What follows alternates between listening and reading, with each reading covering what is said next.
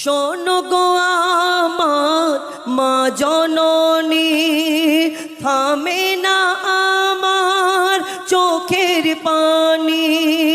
শত কাজের মাঝে মাগো তোমায় আমি খেয়াল রাখতে পারিনি।